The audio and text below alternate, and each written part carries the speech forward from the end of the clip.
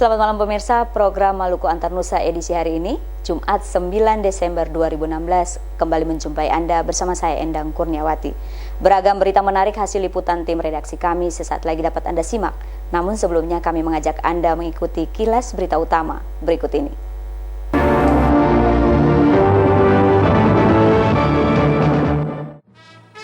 KPU Kota Ambon akan gelar debat publik Calkada Kota Ambon besok malam. Masyarakat harus bersatu memerangi isu provokasi.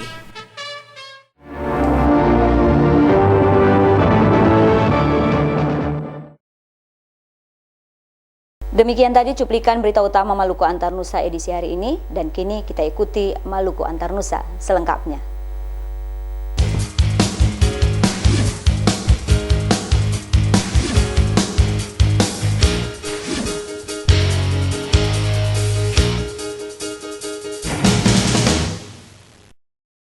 Saudara, Komisi Pemilihan Umum Kota Ambon akan menggelar debat publik calon wali kota dan wakil wali kota Ambon Sabtu besok.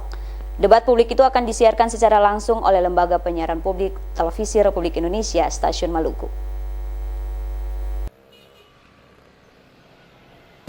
Komisi Pemilihan Umum Kota Ambon akan melakukan debat publik calon wali kota dan wakil wali kota Ambon 2017-2022. Komisioner KPU Kota Ambon Abdul Halil Tianotak mengatakan debat publik calon wali kota dan wakil wali kota Ambon akan berlangsung 2 kali di Baileo Siwa 5 Ambon. Sedianya debat pertama akan berlangsung tanggal 5 Desember lalu, namun mengalami penundaan. KPU akan melakukan debat publik pertama pada Sabtu 10 Desember besok mulai pukul 19.00 waktu Indonesia Timur.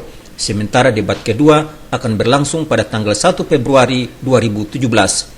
Tianotak menjelaskan berbagai persiapan, tempat, dan teknik pelaksanaan telah dilakukan. Koordinasi dengan pihak kepolisian untuk mengamankan jalannya debat publik juga telah dilakukan KPU. KPU hanya memberikan kesempatan kepada setiap calon membawa 50 orang pendukung. Dalam hal pelaksanaan debat kandidat ini, kami telah menyusun seluruh rundown acaranya dengan penentuan tema yang akan kami usung itu dengan melibatkan partai pasangan calon. Jadi tim kampanye pasangan calon kita telah berembuk, kita sudah berapat untuk kemudian menentukan waktunya. Lalu kemudian dari undangan dari pihak yang lain, dari kepolisian dan lain-lain, orang yang terlibat di dalam itu nantinya wajib menggunakan ID card yang sudah disiapkan oleh KPU. Jadi semuanya sudah disiapkan. Debat publik calon wali kota dan wakil wali kota Ambon tersebut akan disiarkan secara langsung oleh Lembaga Penyiaran Publik TVRI Stasiun Maluku sejak pukul 19.30 waktu Indonesia Timur sampai selesai. Hamjatumia melaporkan. Saudara, masyarakat di Kota Ambon diajak untuk tidak mempercayai isu-isu provokasi. Masyarakat harus bersatu memerangi isu provokasi itu.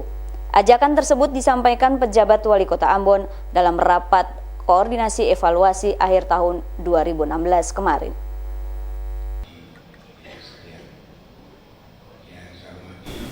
Pemerintah Kota Ambon terus berupaya untuk mewujudkan kedamaian di kota ini.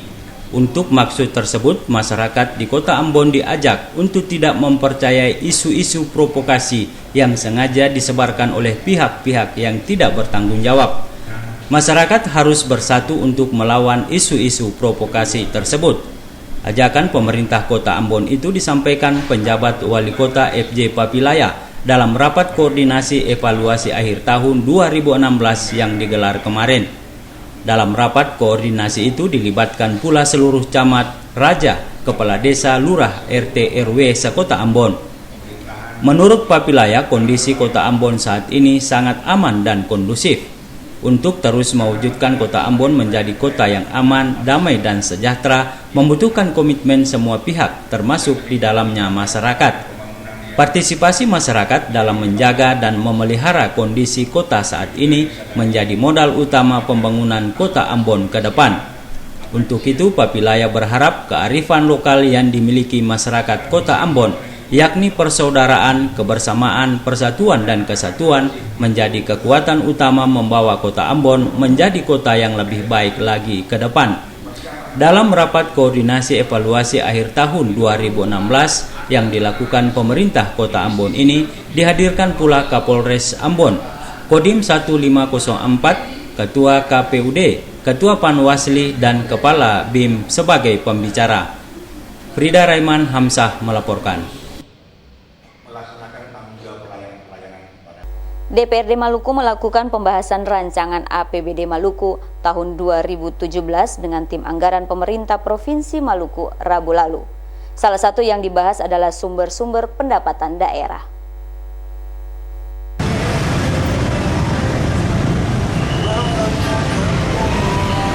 Rapat kerja yang dipimpin Wakil Ketua DPRD Maluku Said Muzakir Asagaf Rabu lalu menyoroti berbagai sumber pendapatan yang akan dijadikan sebagai prinsip dasar dalam pembahasan rancangan APBD Provinsi Maluku tahun 2017. Pembahasan rancangan APBD Provinsi Maluku dengan tim anggaran pemerintah daerah dan pimpinan serta komisi dan ketua praksi itu untuk mengetahui kesesuaian kesepakatan KUA PPAS tahun anggaran 2017 yang telah disepakati bersama antara DPRD dengan Gubernur. Hal ini dilakukan sebagai dasar dalam penjabaran rancangan APBD tahun 2017. Untuk meningkatkan pendapatan daerah, Wakil Ketua DPRD Maluku Said Muzakir Asagaf meminta SKPD-SKPD yang berkontribusi langsung dengan PAD meningkatkan pendapatan mereka.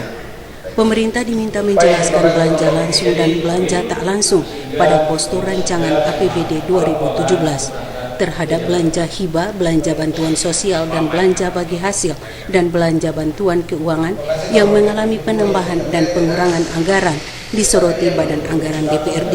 Terkait dengan daftar inventarisasi masalah DIM, Badan Anggaran Dewan juga menyoroti KUA PPAS APBD tahun anggaran 2017 yang di dalamnya terdapat anggaran sebesar 3 miliar rupiah untuk rehabilitasi jembatan Fair di Tual, Maluku Tenggara. Namun dalam rancangan APBD 2017 tidak dialokasikan kegiatan dimaksud.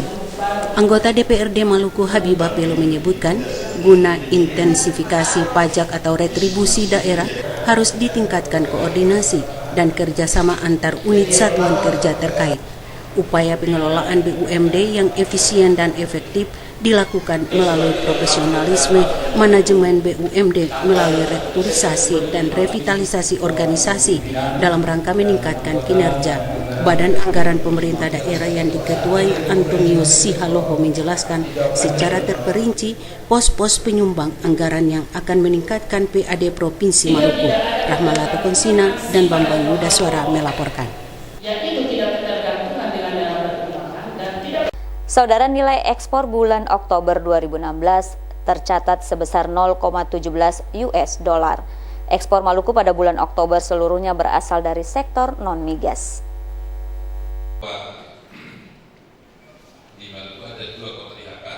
Kepala Badan Pusat Statistik Provinsi Maluku, Dumar Hutahuruk mengatakan, secara kumulatif nilai ekspor Maluku Januari-Oktober 2016 mencapai 28,15 juta US dollar atau menurun 15,98% jika dibandingkan dengan periode yang sama pada tahun 2015 lalu. Hutahuruk menjelaskan, penurunan nilai ekspor Maluku untuk ekspor non-migas ini diakibatkan karena sejumlah faktor yang turut mempengaruhi nilai ekspor Maluku. BPS Provinsi Maluku mencatat pada Oktober 2016, Maluku melakukan ekspor ke negara tujuan seperti Amerika Serikat dengan nilai ekspor 0,11 juta US dollar.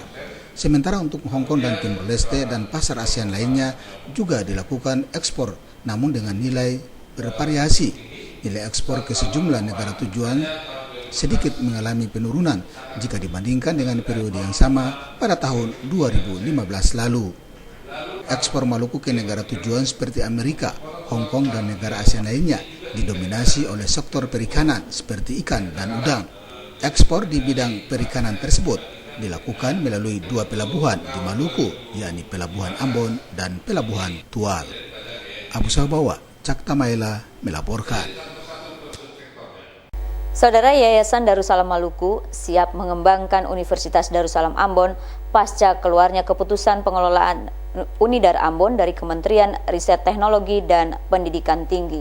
Pembina Yayasan Darussalam Maluku, Muhammad Umarela, menyatakan Universitas Darussalam Ambon resmi dikelola oleh Yayasan Darussalam Maluku tertanggal 21 November 2016.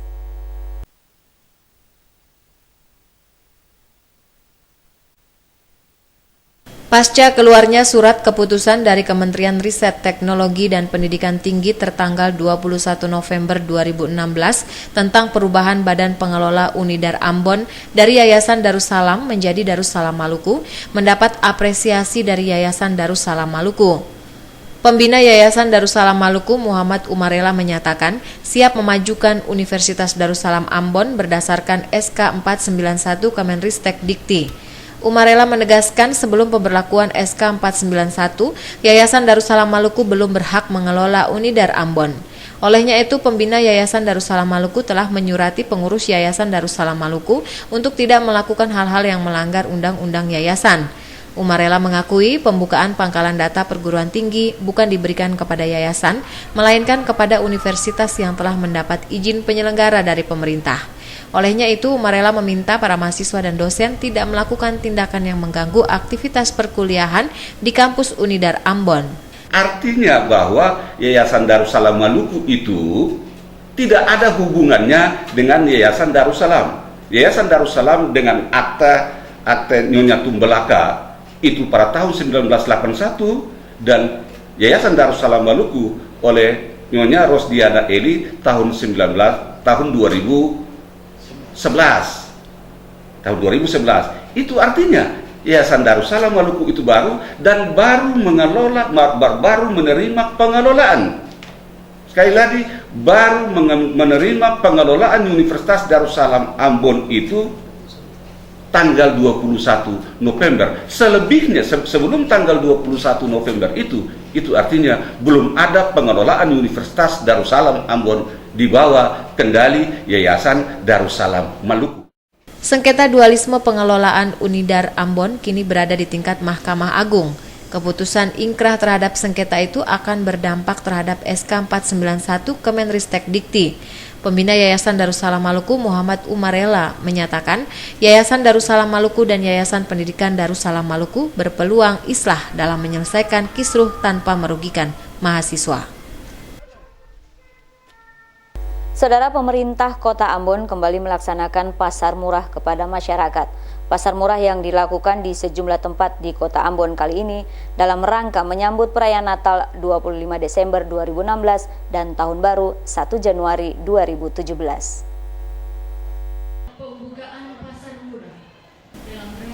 Setelah melaksanakan pasar murah di Kecamatan Lei Timur Selatan, tepatnya di Desa Hutumuri beberapa hari lalu, pemerintah Kota Ambon kembali melaksanakan kegiatan yang sama kemarin.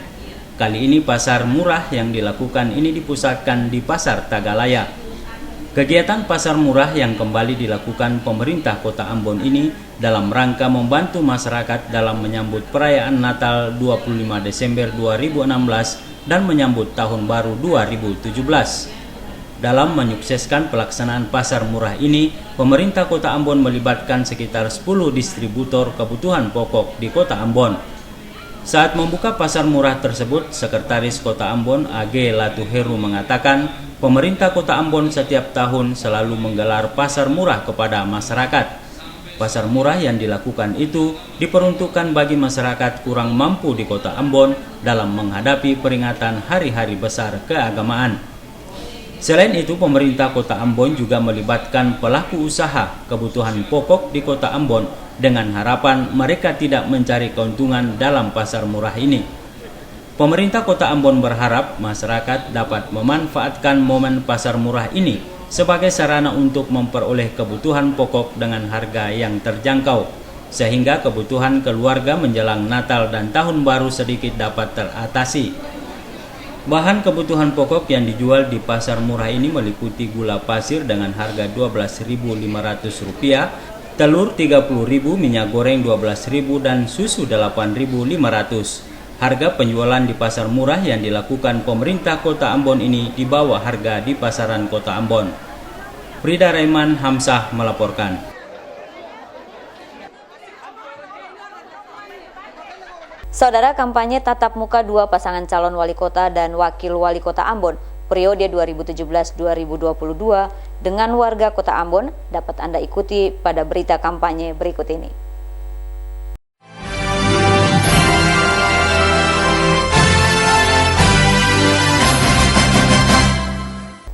Calon Wakil Wali Kota Ambon Sam Latukonsina kembali menepis isu Wali Kota boneka. Isu itu sengaja disebarkan mereka yang tidak bertanggung jawab untuk menjatuhkan paslon pantas.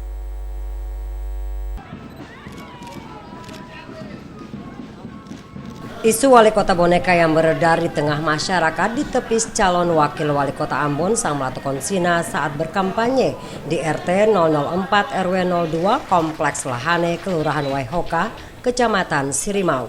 Di hadapan warga Kompleks Lahane, Latukonsina menjelaskan isu wali kota boneka sengaja disebarkan mereka yang tidak bertanggung jawab yang ingin menjatuhkan pantas.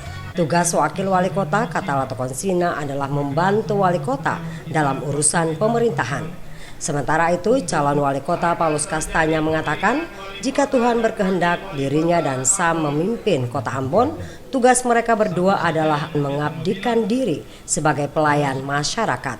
Olehnya, program-program prioritas pantas yang telah didukung 25 anggota DPRD Kota Ambon akan terrealisasi untuk kesejahteraan dan kemakmuran rakyat Kota Ambon. Kastanya menilai saat ini masih banyak persoalan yang dihadapi warga masyarakat Kota Ambon, baik itu lapangan kerja, pendidikan dan kesehatan, serta masalah lingkungan kawasan kumuh, terminal dan pasar yang belum tertata dengan baik. Pantas bisa bikin labe bukan hanya slogan, tetapi akan diwujudkan pantas dalam pelaksanaan pada pemerintahan Kota Ambon 5 tahun mendatang.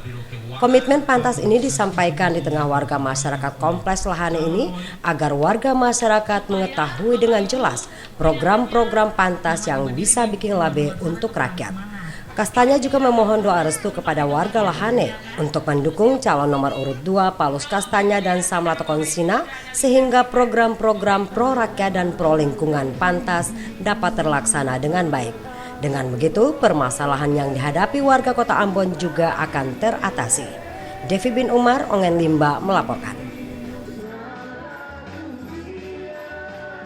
Sementara itu, calon wali kota Ambon Richard Luana Pesi menyatakan kawasan Jati Batugong akan dikembangkan sebagai pelabuhan pendaratan peti kemas. Hal ini diakui Luana Pesi pada kegiatan kampanye tatap muka pasangan berakronim Paparisa Baru itu bersama warga lapangan tembak Paso, Kecamatan Baguala.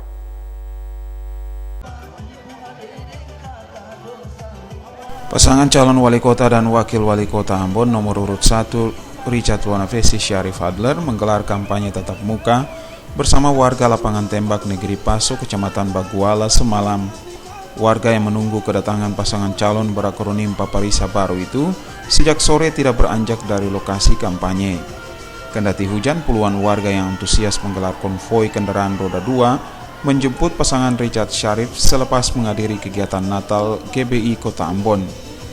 Calon wali kota Ambon Richard Luana Pesi di hadapan warga lapangan tembak Paso menyatakan, Paso ke depan akan menjadi kota satelit. Kawasan Jati Batugong akan dijadikan pelabuhan terminal peti kemas Kota Ambon. Terminal peti kemas di Pelabuhan Yosudarso rencananya akan dipindahkan ke Batugong, Baguala. Penetapan kawasan tersebut sebagai pelabuhan peti kemas baru akan dilakukan setelah melalui kajian-kajian studi kelayakan. Luana Pesi mengaku ke depan Paso akan semakin sibuk dan menjadi kawasan ekonomi utama penunjang Kota Ambon. Hal ini tentunya akan berdampak masif terhadap penyerapan tenaga kerja di Paso maupun Kota Ambon. Kesempatan ini dapat digunakan sebaik mungkin bagi warga Paso, utamanya warga lapangan tembak untuk menyerap lapangan pekerjaan. Dengan dibangunnya pelabuhan peti kemas di kawasan Batugong, Paso akan membuka berbagai akses lapangan pekerjaan secara luas bagi masyarakat. Hal ini disambut baik warga lapangan tembak Paso dengan antusias. Mewakili tokoh masyarakat setempat, Dang Ferdinandus menyatakan warga lapangan tembak Paso berkomitmen memenangkan pasangan Richard Syarif sebagai pemimpin Kota Ambon periode mendatang. Menurut Ferdinandus, pasangan tersebut menjadi pilihan warga setempat karena sudah terbukti dan teruji. Melkilatus Aule Sarles Bolaman melaporkan.